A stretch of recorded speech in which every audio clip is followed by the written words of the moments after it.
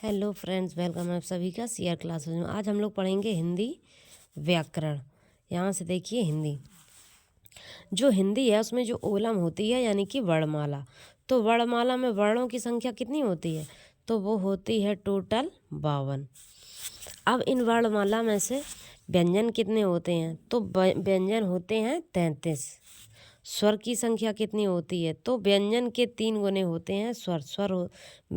जो व्यंजन है वो स्वरों के 3 गुने होते हैं। व्यंजन स्वरों के 3 गुने होते हैं। अगर स्वर हैं 11 तो इसका व्यंजन होंगे 3 गुने, यानी कि 11 तिया 33। व्यंजनों की संख्या 33 होती है और स्वरों की संख्या 11। अब यहाँ से देखेंगे कि संधि के भेद कितने होते हैं? तो संधि के भेद होते हैं 3: स्वर संधि, व्यंजन संधि और विसर्ग संधि। अगला, स्वर संधि के कितने भेद होते हैं? तो स्वर संधि के होते हैं 5 भेद।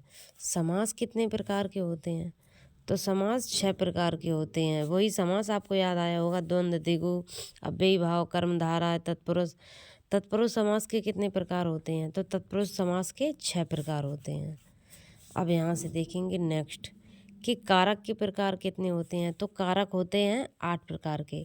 कर्ता ने कर्म को करण से के द्वारा संप्रदान के लिए अपादान से अलग होना, संबंध का की के अधिकरण में ये पर संबोधन है ओ अरे।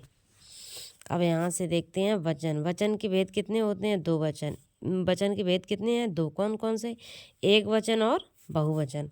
हिंदी में वचन कितने होते हैं? 2, एक वचन और बहुवचन। जबकि संस्कृत में कितने होते हैं? 3, एक वचन, द्विवचन और बहुवचन।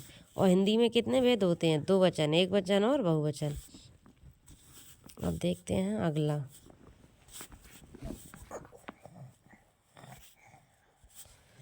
काल के भेद कितने होते हैं? तो काल होते हैं 3: भूतकाल, भविष्यकाल और वर्तमान काल। अब यहाँ से देखते हैं विशेषण के भेद कितने होते हैं? विशेषण 4 प्रकार के होते हैं: संख्यावाचक विशेषण, गुणवाचक विशेषण, सार्वनामिक विशेषण, परिमाणवाचक विशेषण। अब नेक्स्ट देखते हैं कि क्रिया के भेद कितने होते हैं? तो क्रिया के भेद 2 होते हैं, एक तो सकर्मक क्रिया और दूसरा अकर्मक क्रिया। चांद के भेद कितने होते हैं? 2 भेद होते हैं। अब आएंगे थोड़ा ऊपर, यहाँ से देखिए अलंकार के भेद कितने होते हैं? अलंकार 3 प्रकार के होते हैं, एक तो शब्दालंकार, दूसरा अर्थालंकार, तीसरा उभयालंकार। रस के अंग या अवयव कितने होते हैं? तो ये होते हैं 4। अब यहाँ से देखेंगे रसों की संख्या कितनी होती है? तो रसों की संख्या होती है 9। संचारी भावों की संख्या कितनी होती है? तो संचारी भावों की संख्या होती है 33। काव्य के भेद कितने होते हैं? तो 2। वेद के प्रकार कितने होते हैं? वेद के 4 प्रकार होते हैं: ऋग्वेद, सामवेद, अथर्ववेद और यजुर्वेद। ये जो ऋग्वेद है इसमें गायत्री मंत्र है। सामवेद है ये संगीत का वेद है। तो वेद कितने प्रकार के हैं? 4 प्रकार के: ऋग्वेद, सामवेद, अथर्ववेद और यजुर्वेद। और सबसे पुराना वेद कौन सा है? तो वो है ऋग्वेद। अगर आपको मेरी क्लास अच्छी लगी हो तो प्लीज़ लाइक करें, सब्सक्राइब करें। हम आपके लिए ऐसी एजुकेशन वीडियो लाते रहेंगे। Thanks for watching everyone.